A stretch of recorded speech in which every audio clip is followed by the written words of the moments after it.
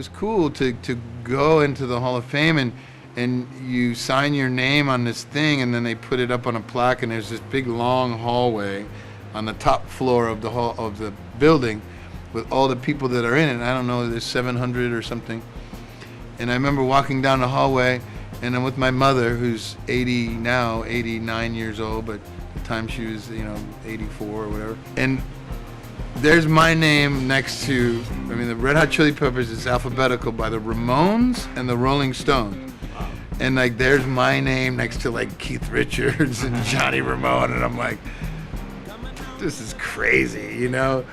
This kid from Detroit, like, I would have never thought in a million years I would ever be in any way, in any sort of Hall of Fame. I more likely would have been in jail,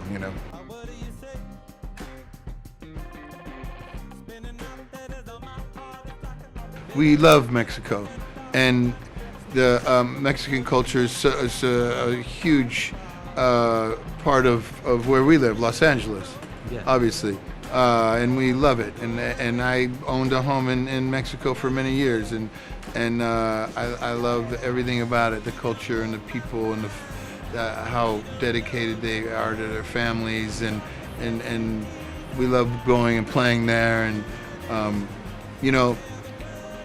we will come and play. It's really difficult because we're fortunate that people want us to come everywhere, all over the world, And so I would love to play in Mexico for a month. I would love to play every little town if possible. But, we got to get around to, Scandinavia and Australia and Canada and Japan and Brazil and, all these places that people want to see us play, and we're so grateful that they still want to have us. But don't worry, we won't forget about our Mexican amigos.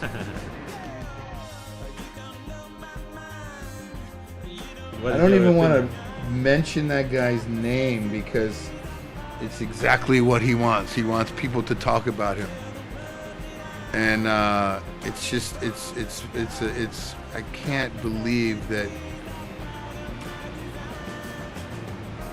what's going on in our country. It's really sad, and it's scary, and it's a freak show.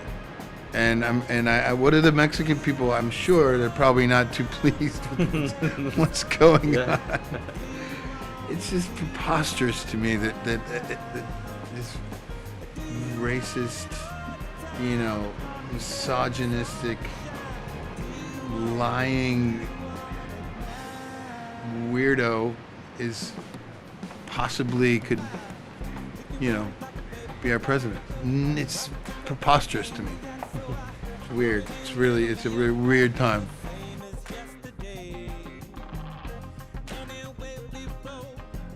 Will Ferrell is actually a very funny man, and for some reason he decided to say that he was me, right? Yeah. And so we were on the Tonight Show here in America, is a late night television show where I challenged him to a drum off.